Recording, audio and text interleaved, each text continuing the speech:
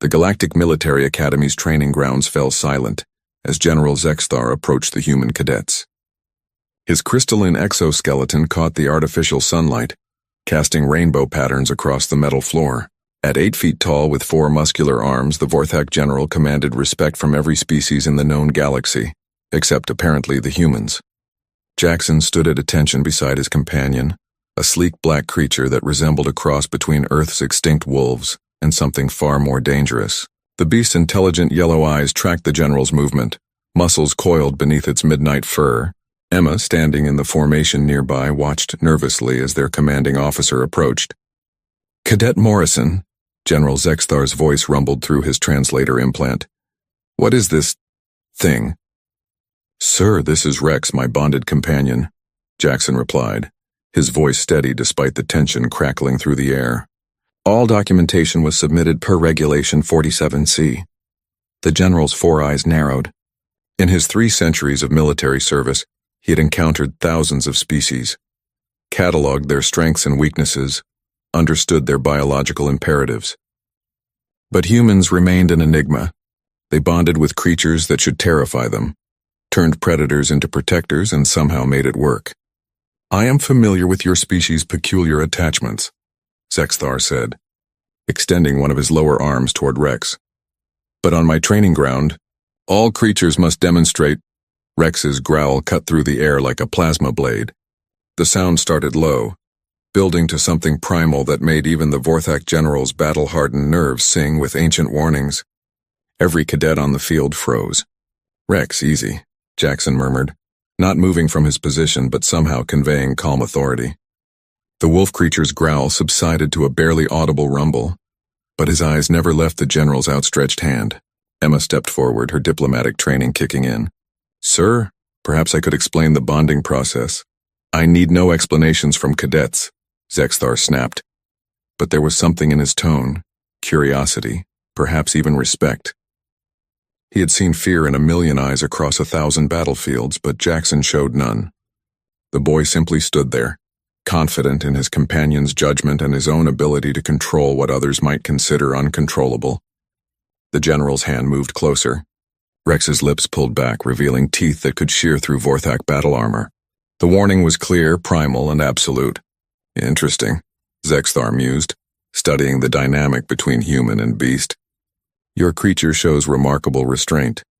"Rex isn't my creature, sir," Jackson replied, his voice respectful but firm. "He's my partner." "The difference matters."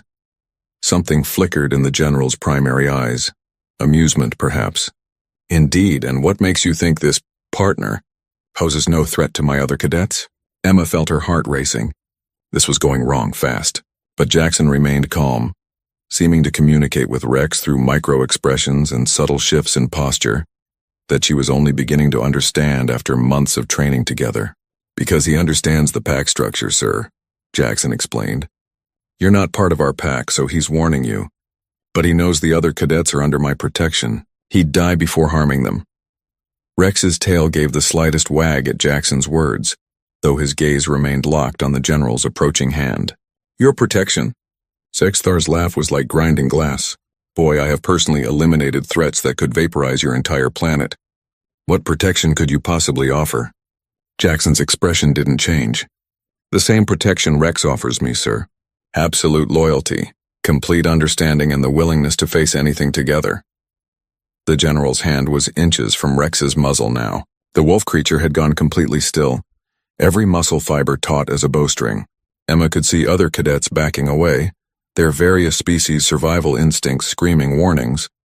"Touch him if you want, sir," Jackson said quietly. "But I'm telling you now, he'll interpret it as a threat. And if he does, I won't be able to control what happens next." "Is that a warning, Cadet?" "Yes, sir, it is." The silence stretched like a held breath. General Zexthar studied Jackson's face, searching for the fear, the submission, the break in confidence that he expected from every subordinate. He found none. Instead, he found something that reminded him of his own species' legendary bonding rituals: complete trust, mutual understanding, and a partnership forged in absolute certainty. Slowly, the general withdrew his hand. "Remarkable," he said, his tone shifting to something approaching respect. In 3 centuries, I have never seen such a coordination between species with no evolutionary connection. Rex relaxed slightly, though his attention remained focused on the general. How? Zexthar asked, genuine curiosity replacing his earlier antagonism. How does your species accomplish this? Jackson smiled for the first time since the encounter began. We don't try to dominate them, sir. We try to understand them. And sometimes, if we're really lucky, they understand us back.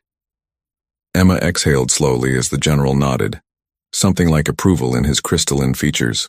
Very well, Cadet Morrison. Your partner may remain. But understand this. Zexthar's voice carried the weight of absolute authority.